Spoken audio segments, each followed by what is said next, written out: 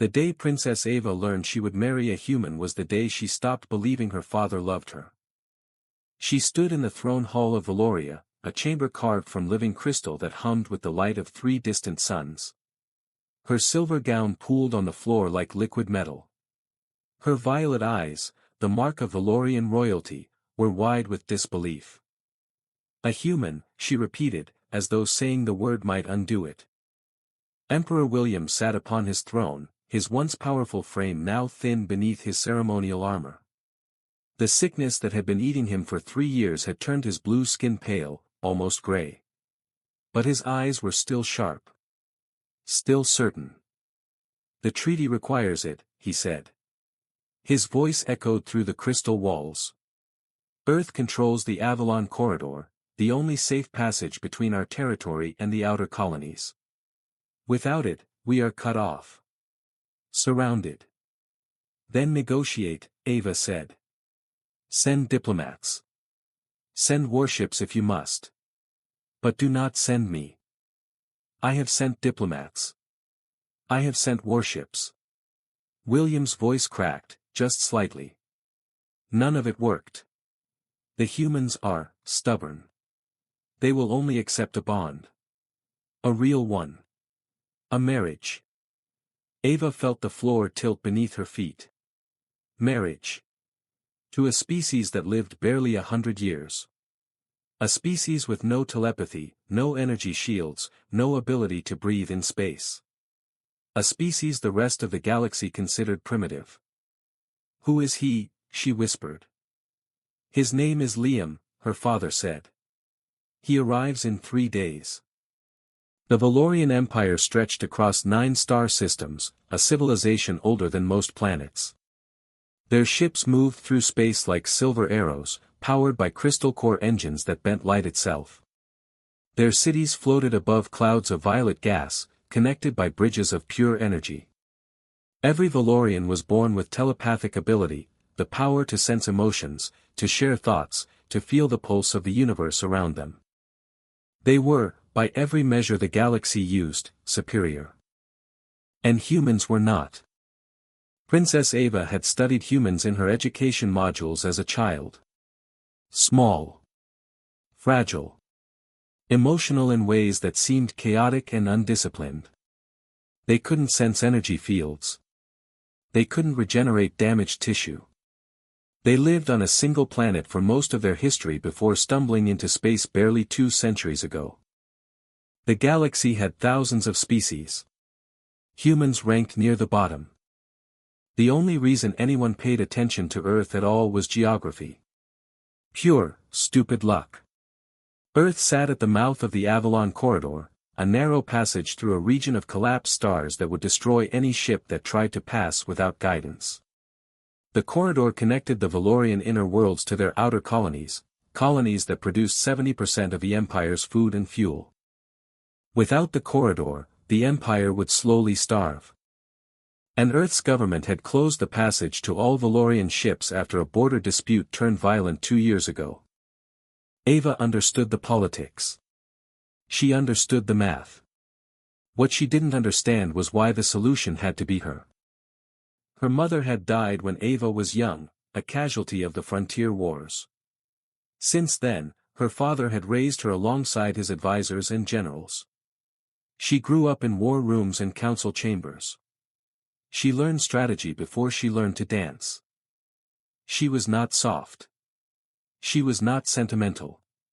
She was the heir to the most powerful empire in the known galaxy, and she had spent her entire life preparing to rule it. Now she was being traded like cargo. The night before Liam's arrival, Ava stood on the observation balcony of the Crystal Palace, watching cargo ships drift between the stars. Her handmaiden, Isabella, stood quietly behind her. "Have you seen his file?" Ava asked without turning. "I have, Your Highness." "And?" Isabella hesitated. "He is unremarkable. 31 Earth years old. No military rank. No noble title. He was selected by Earth's government as their representative for the bonding treaty." "A commoner," Ava said flatly. It appears so. Ava gripped the railing. The metal was warm beneath her fingers, Valorian architecture was alive, always adjusting to the body's needs. They send me a commoner.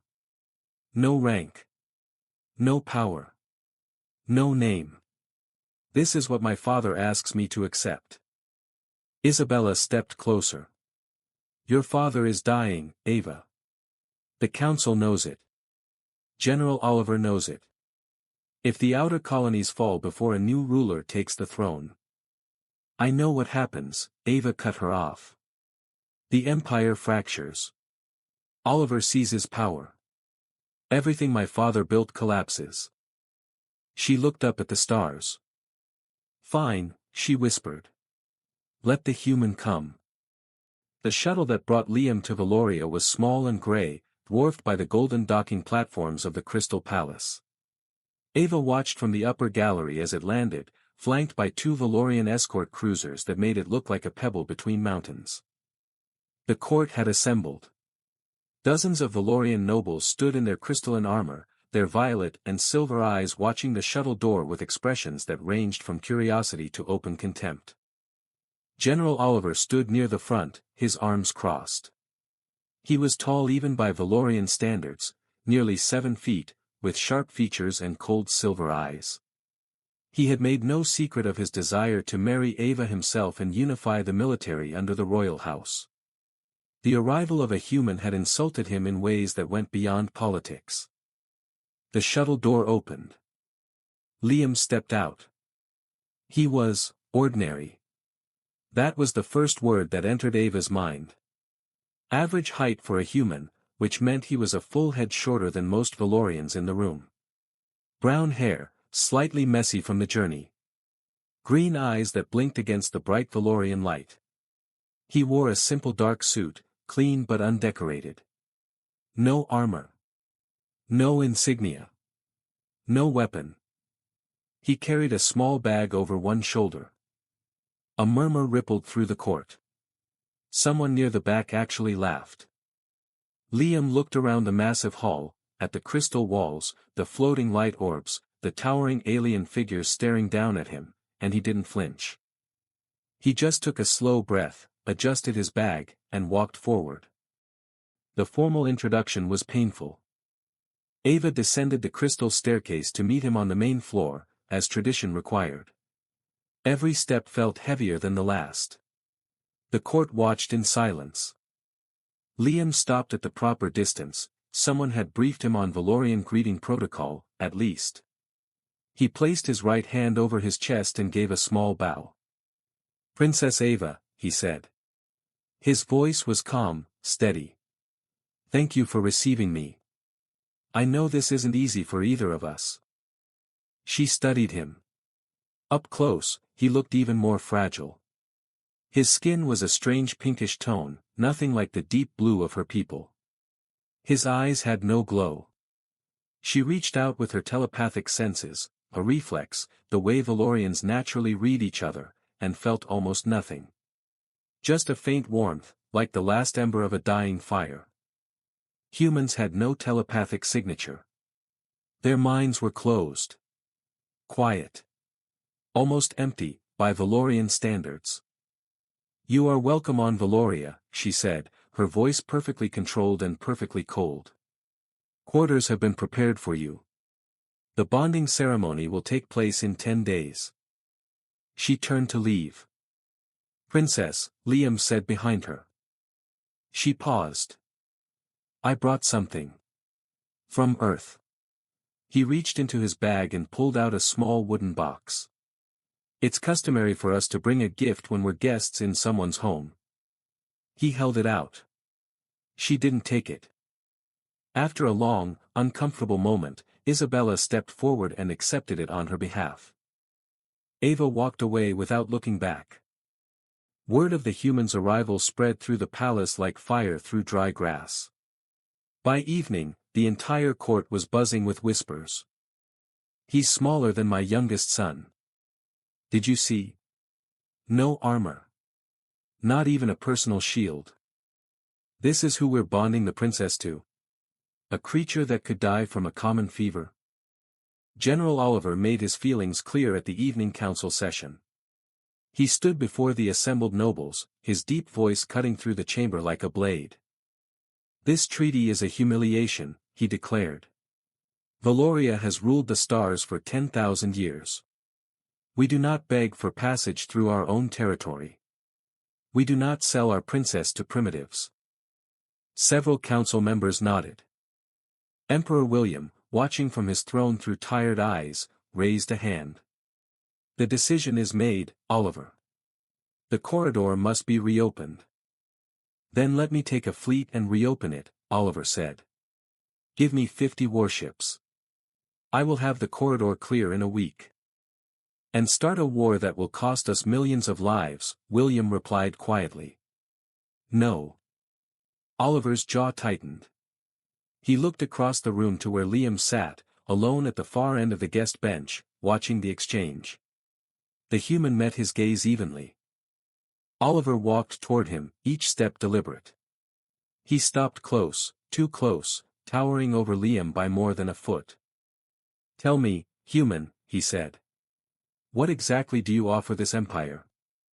Liam looked up at him. "A chance to solve this without anyone dying."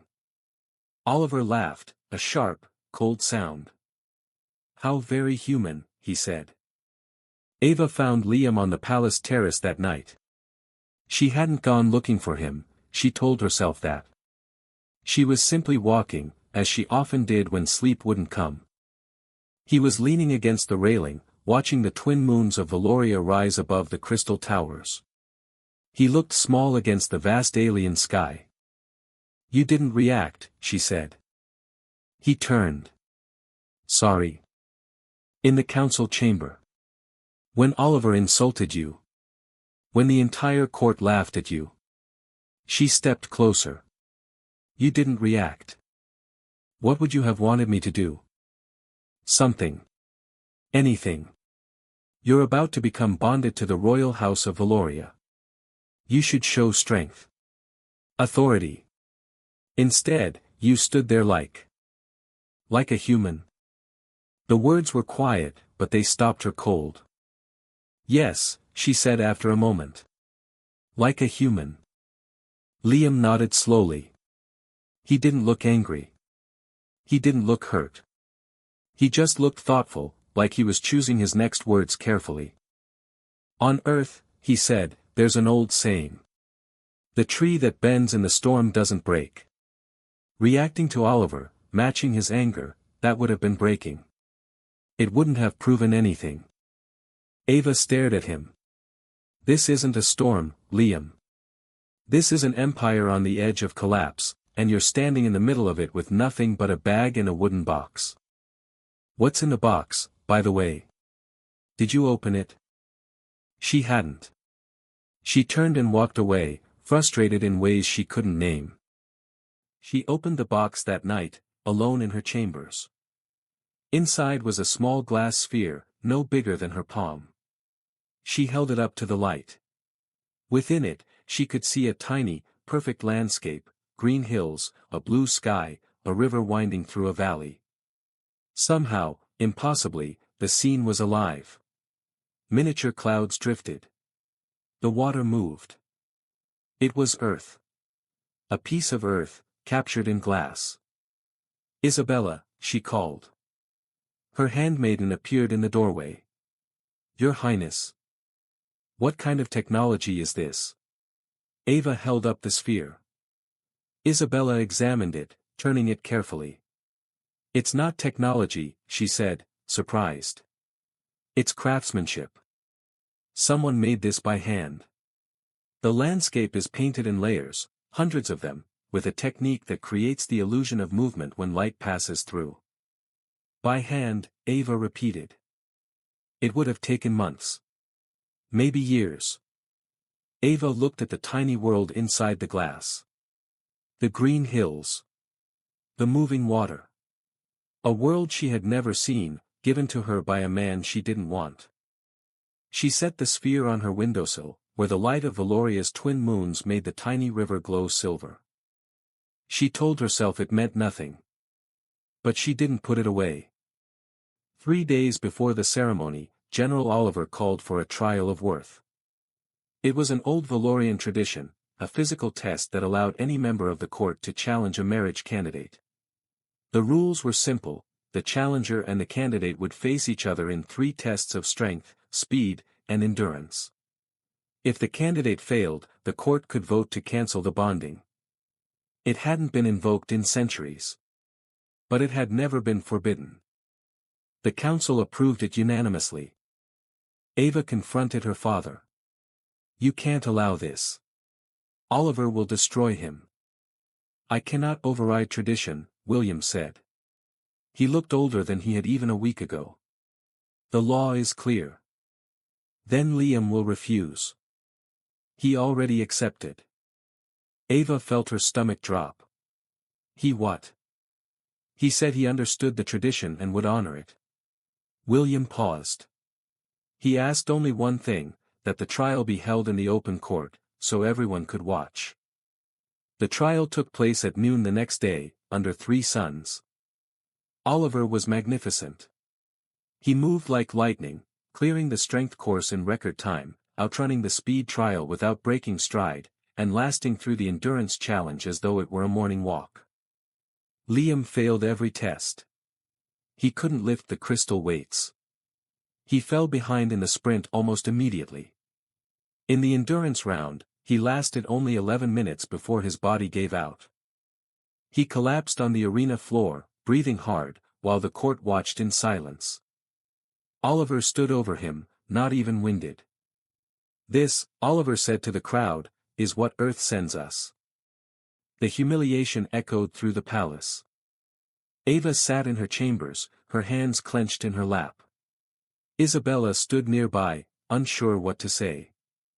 "The council will vote tomorrow," Isabella said carefully. "If they cancel the treaty." "I know what happens if they cancel the treaty."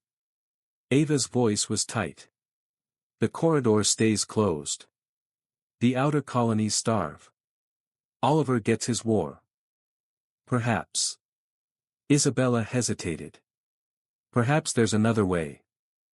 "There is no other way. My father has tried everything." Ava pressed her fingers against her temples. "And now the one option we had left is lying in a medical bay because he couldn't lift a stone that any Valorian child could carry." There was a long silence. "He didn't quit, though," Isabella said quietly. Ava looked up. "During the trial," Isabella continued. "He failed every test, yes. But he didn't stop. Even in the endurance round, when his body was clearly failing, he kept going until he physically couldn't anymore. Oliver was trying to make him surrender. He never did." Ava said nothing for a long time. Then she stood up. "Where is he now?" "Still in the medical bay. The healers say his injuries are minor, bruised ribs, muscle fatigue. He'll recover by morning." Ava walked to the door. She paused. Looked back at the glass sphere on her windowsill, glowing softly in the moonlight. Then she went to find Liam. The medical bay was quiet. Pale blue light filled the room, Valorian healing technology that accelerated tissue repair. Liam lay on a recovery platform, still in his training clothes, staring at the ceiling. He turned his head when Ava entered. He didn't look surprised. "I suppose you're here to tell me I've ruined everything," he said. She pulled a chair beside his platform and sat down. For a moment, she just looked at him, really looked, without the filter of her prejudice. He had a bruise forming on his jaw. His hands were scraped raw from the trials. "Why did you accept the challenge?" she asked. "You knew you'd lose." "Of course I knew." "Then why?" Liam sat up slowly, wincing. "Because refusing would have been worse. Oliver wanted me to refuse. If I did, your court would have seen a coward. At least now they saw someone who tried. They saw someone who lost. Maybe. But they also saw Oliver, in all his strength, standing over a man who was already on the ground. And some of them, maybe just a few, wondered what that said about him. Ava was silent for a moment. Then she asked the question that had been circling in her mind since his arrival. Why did you volunteer for this, Liam? Earth could have sent anyone. A soldier. A diplomat. Someone important. Why you? He looked at her with those strange green eyes. Because I asked to come. Why? Because I've spent my life watching people choose war when peace was possible. And I thought maybe, just maybe, I could help stop it from happening here. The next morning, while the council prepared their vote, Isabella brought Ava something unexpected. I did more research on him, Isabella said, setting a data tablet on Ava's desk. His file was classified at first, Earth's government sealed most of his records. But I accessed the Galactic Archive through a back channel. Ava picked up the tablet. What did you find? 8 years ago, there was a conflict between two species in the Outer Rim, the Ketheri and the Morvani. They had been at war for 60 years. Millions dead. Every galactic mediator had tried and failed to negotiate peace. I remember this. The war ended suddenly. No one could explain why. Someone brokered the peace, Isabella said. A single negotiator, sent by Earth as part of a humanitarian mission. He spent 4 months living with both sides, eating their food, learning their customs, listening to their grievances. He didn't bring weapons or threats. He just listened. Ava's eyes moved across the file. Her hands began to tremble. The negotiator's name was classified, Isabella continued. But I found a visual record from the Ketheri archive. She tapped the tablet. A holographic image flickered to life, a recording from a Ketheri council chamber, 8 years old. Standing between 2 rows of armed alien warriors, unarmed and alone, was Liam. He was younger. Thinner. But it was unmistakably him. He was speaking calmly to both sides while weapons were pointed at his chest. Ava stared at the image for a long time. He ended a 60-year war, she whispered. Without a single weapon. Ava watched the full recording 3 times. The Ketheri were insectoid, tall, armored, with razor-sharp limbs. The Morvani were reptilian, covered in thick scales, each one carrying enough venom to kill a platoon. Both species were terrifying by any standard. And there was Liam, standing between them in the same kind of simple dark suit he wore when he arrived on Valoria. No shield. No guards. Nothing. In the recording, a Ketheri commander had slammed its clawed fist on the table and hissed, "Why should we listen to a creature we could crush with one hand?" Liam's response was barely audible. The recording's audio was damaged. But Ava could read his lips well enough to catch fragments. Because you've been crushing each other for 60 years, and you're still here, still hurting, still losing your children to a war no one remembers starting. There was something in his voice, even through the damaged audio, that made the room go still. The Ketheri commander had lowered its claw. The Morvani general had unclenched its jaw. By the end of the recording, both sides had agreed to a ceasefire. Ava sat back in her chair. She thought about Oliver's trial, the crystal weights, the speed course, the endurance test. Measures of power that her people had used for 10,000 years to judge worth. And then she thought about a man standing alone between 2 armies, armed with nothing but his voice and his willingness to understand. She was beginning to realize that her people might be measuring the wrong things. She found Liam in the palace garden that afternoon. He was sitting on a stone bench near the luminescent fountains, watching the crystal flowers shift colors in the sunlight. "I saw the Ketheri recordings," she said, sitting down beside him. He went very still. "You ended their war," she said. 60 years of bloodshed, and you ended it. Why didn't you tell anyone here? Why didn't you tell me?" Liam was quiet for a long moment. "Because it wouldn't have mattered." "Of course it would have." "No," he said gently. "It wouldn't. If I walked into your court and said, I once brokered peace between two species, Oliver would have laughed harder. Your council would have dismissed it as human exaggeration. The only thing that matters in this palace is strength, the kind you can see and measure. And I will never have that kind of strength. Ava wanted to argue. But she knew he was right. How did you do it? She asked instead. The Ketheri and the Morvani hated each other. How did you make them stop? I didn't make them do anything. I just listened. Really listened. Not to what they were saying, but to what they were feeling underneath the words. The Ketheri weren't fighting because they hated the Morvani. They were fighting because they were afraid. And the Morvani were the same. 60 years of fear, layered so thick that no one could see through it anymore. He looked at her. Fear makes people do terrible things, Ava. But underneath fear, almost everyone wants the same thing, to be safe. To be understood. I just helped them see that in each other. The crystal flowers shifted from blue to gold around them. You do that, she said quietly. You see underneath things. It's not a superpower. It's just patience. Liam reached into his pocket and pulled out something small, a tiny brown object, rough and unimpressive. What is that? Ava asked. A seed. From a tree on Earth called an oak. They're common where I grew up. He knelt beside the garden path and pressed the seed into the soft Valorian soil. Ava watched, puzzled. This soil isn't from Earth, she said. It won't grow here. Maybe not, Liam agreed. But I've found that life is stubborn.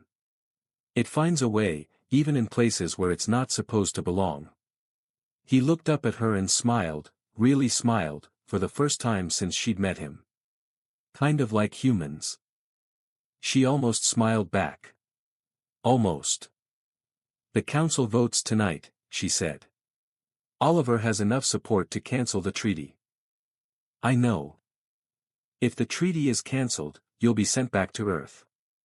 The corridor stays closed. My father's colonies collapse. She paused. Oliver becomes the next emperor. Liam patted the soil gently over the seed and stood up. Then I suppose we'd better give the council a reason to change their minds. How? You can't beat Oliver in combat. You can't outperform him in any trial. No, Liam agreed. But there are some things I can do that Oliver can't. Like what? Like see what's really happening.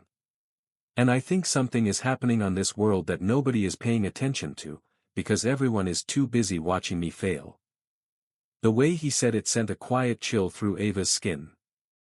That evening, Liam asked Ava and Isabella to meet him in the communication archives, a vast underground chamber where every diplomatic transmission received by the palace was stored. What are we looking for? Ava asked. 3 weeks ago, just before I left Earth, my government intercepted a fragmented signal originating from Valorian space. It was sent on a frequency used by the Dravari Dominion. Ava's blood went cold. The Dravari were Valoria's oldest enemy, a brutal, expansionist empire that had been waiting for any sign of weakness to attack. The signal was coded, Liam continued, scrolling through archive transmissions. But Earth's cryptographers managed to decode part of it. It was an invitation. An invitation to whom? Isabella asked. To the Dravari fleet. Someone inside this palace was telling them that Valoria's defenses were weakened. That the Emperor was dying. That the time to strike was now. Ava felt the room tilt. You're saying we have a traitor.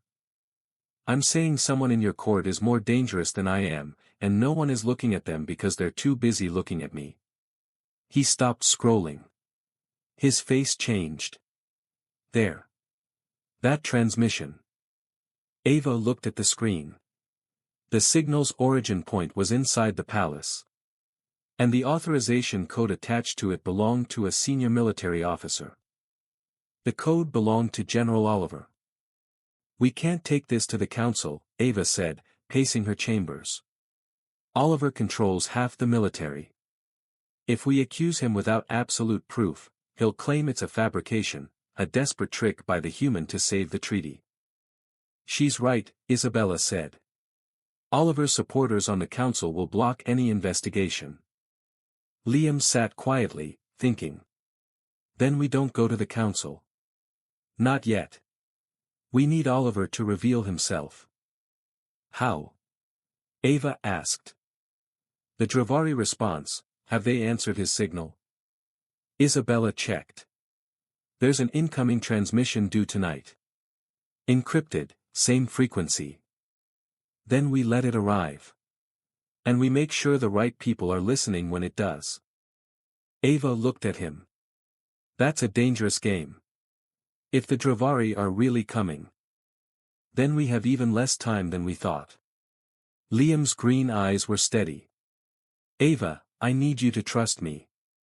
I know I haven't given you much reason to. I know what your court sees when they look at me. But I promise you, I am not here to fail. I am here to help. The room was silent except for the hum of the crystal walls. My father trusted you enough to agree to this treaty, Ava said slowly. Perhaps it's time I understood why. She extended her hand, the Valorian gesture of alliance, palm facing upward. Liam placed his hand over hers. His skin was warm, and for a brief, startling moment, Ava felt something she had never felt from a human before, a faint, steady pulse of emotion. Not telepathy. Something different.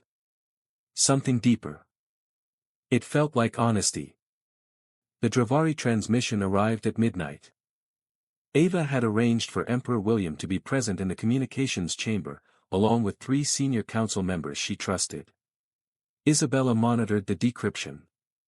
Liam stood by the console, guiding them through Earth's cryptographic techniques.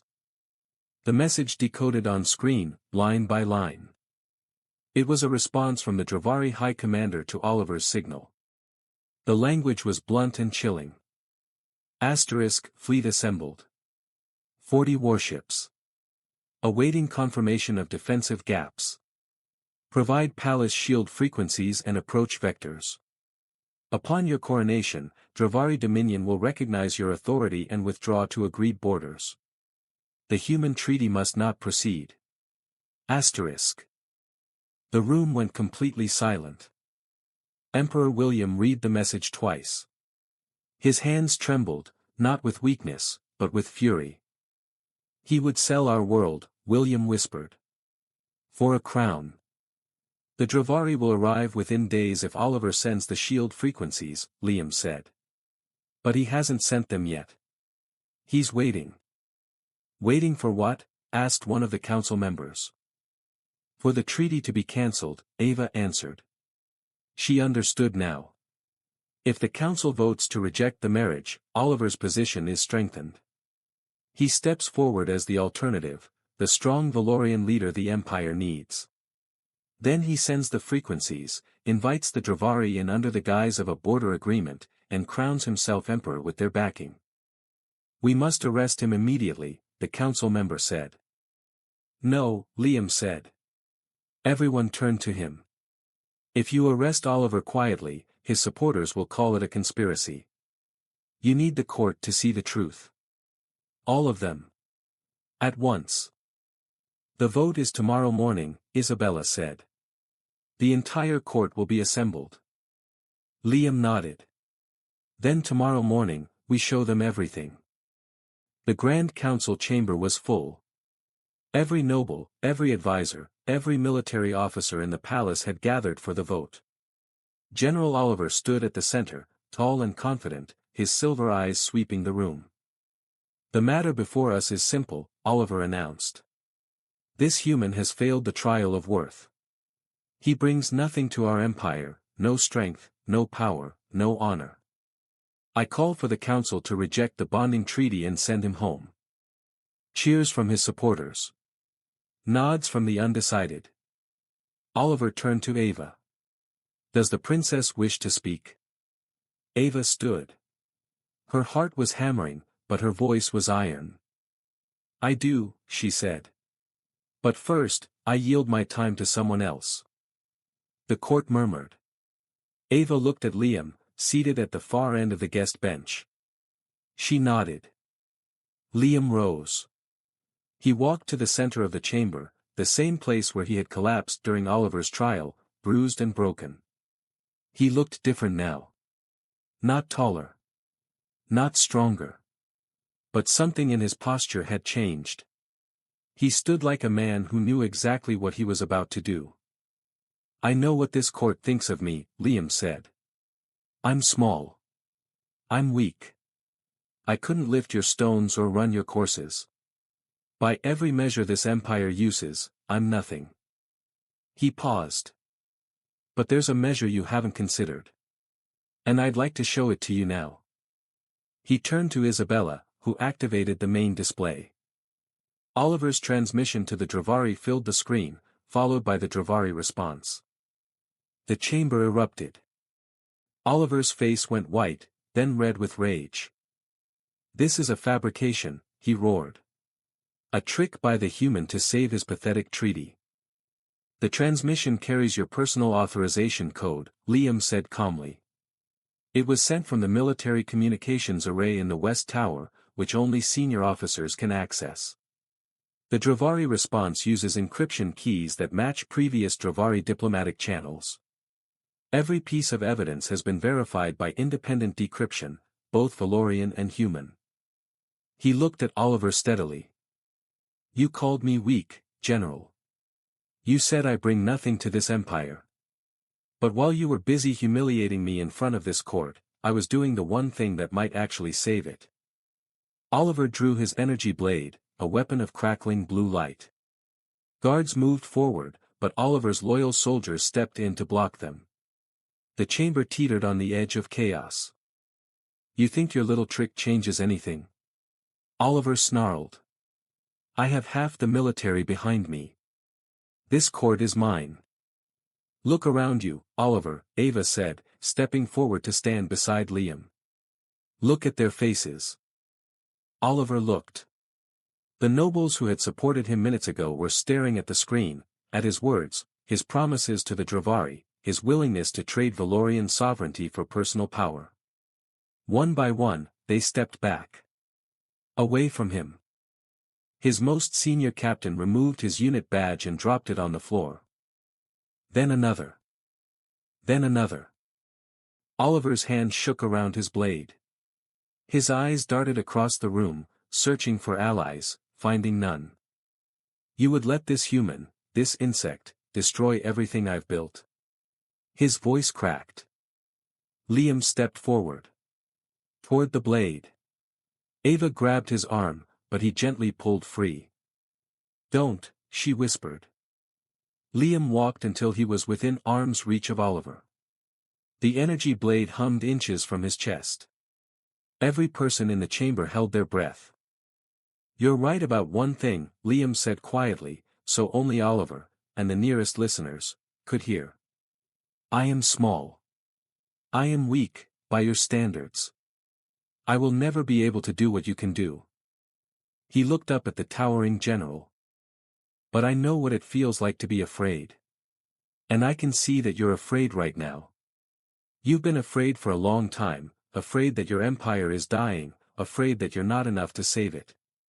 And that fear turned into something ugly. Oliver's grip on the blade wavered. You can kill me, Liam said. Right here, right now. But it won't change what everyone in this room just saw. It won't change the truth. And it won't make you emperor. The blade trembled. Oliver's eyes glistened, not with rage anymore, but with something rawer. Something he hadn't allowed himself to feel in years. The blade deactivated. It clattered to the floor. Oliver sank to his knees. The chamber was silent. Then Emperor William's voice rang out, thin but unbreakable, take him to the holding cells. Gently. He was once a soldier of Valoria, and he will be treated as one. In the hours that followed, the palace transformed. Oliver's co-conspirators were identified and detained. The Dravari fleet, upon learning that their inside contact had been exposed, withdrew to their own borders without engaging. Emergency communications were opened between Valoria and Earth, and for the first time in 2 years, a Valorian ship passed through the Avalon corridor without incident. The treaty was restored. The council voted unanimously. Ava found her father in his chambers that evening. He was resting, the effort of the day visible in every line of his face. But he was smiling. "You chose well," she told him. "I didn't choose Liam," William said. "Earth chose Liam. I simply had the sense to accept." "How did you know? How did you know he was more than what he seemed?" William reached for his daughter's hand. His grip was weak, but warm. "Because I've been emperor for 40 years, Ava. And in all that time, the people who changed the galaxy were never the ones with the biggest weapons. They were the ones who understood others well enough to make the weapons unnecessary." He squeezed her hand. "That's the kind of strength that lasts. That's what Liam carries. And I hope, it's what you're beginning to see." Ava kissed her father's forehead. "I see it," she whispered. She found Liam on the terrace again, the same place where they'd first spoken alone. The twin moons were high, painting the crystal towers in silver light.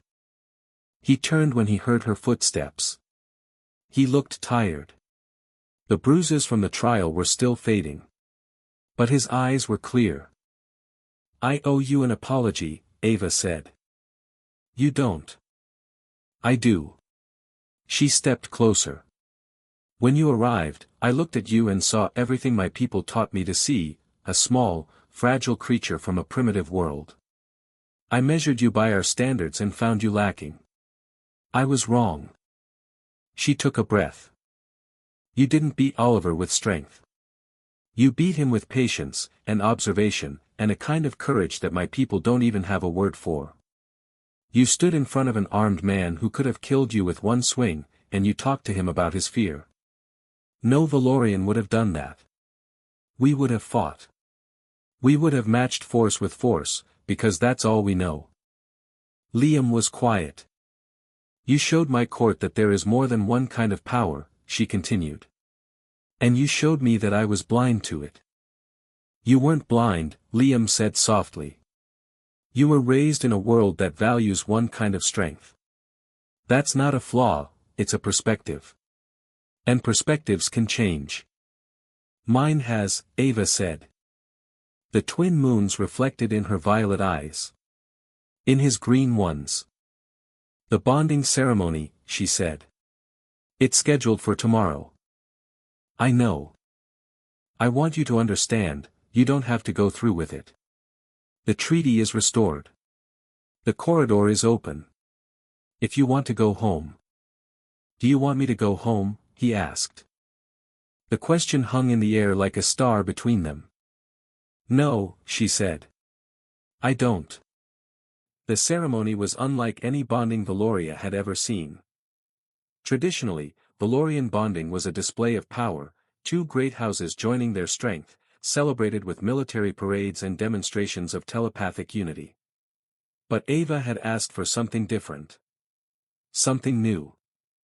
The ceremony was held in the palace garden, beneath the crystal flowers that shifted colors with the fading light.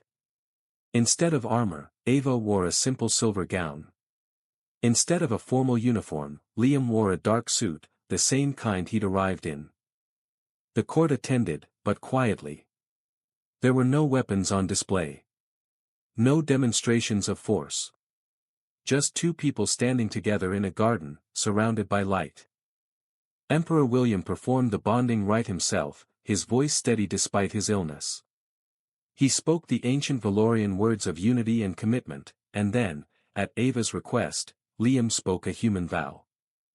"I promise to listen," Liam said, looking into Ava's eyes. "To see what's underneath. To be patient when patience is hard. To stand beside you, not in front of you, not behind you, beside you. In every storm that comes." Ava felt something shift inside her chest. Not telepathy. Not the Valorian bond she had expected. Something warmer. Something she didn't fully understand yet, but wanted to. "And I promise," she said, her voice thick with emotion she had never allowed herself to show in public, "to learn. To see strength where I was taught to see weakness. To trust what I feel, even when it surprises me." She placed her hand in his. His skin was warm. His pulse was steady. The crystal flowers around them bloomed gold. 3 months later, Ava knelt in the palace garden and stared.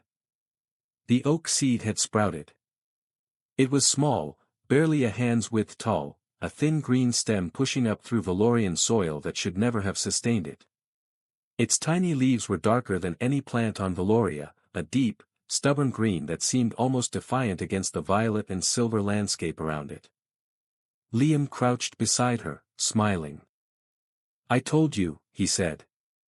"Life is stubborn." Ava touched the tiny leaf gently. It was real. Growing. Alive in a place where it wasn't supposed to survive. Behind them, the Crystal Palace hummed with activity. The outer colonies were receiving supplies again. Trade was flowing through the Avalon corridor. The Dravari had sent their first diplomatic envoy in a century, requesting formal negotiations, and they had specifically asked for Liam to mediate. Emperor William was still fighting his illness, but the healers said his spirit had improved. He spent his afternoons in the garden now, watching the oak seedling grow, calling it Earth's ambassador. Oliver awaited trial. But Liam had asked Ava, quietly, privately, to ensure he was treated with dignity. He was afraid, Liam had said. That doesn't excuse what he did. But it explains it. And understanding why someone fell is the first step toward helping them stand again. Ava hadn't fully understood that kind of mercy when she first met Liam. She was beginning to now. She stood up and looked out over the garden, past the crystal towers, toward the stars. Somewhere out there was Earth, small, blue, unremarkable by galactic standards. A world that had produced a man who changed everything, not with power or force, but with the simple, stubborn belief that understanding was stronger than fear. She reached for Liam's hand. He took it without hesitation. "What do oak trees look like when they're fully grown?" she asked. "Enormous," he said. "Wide branches. Deep roots. They can live for 1,000 years."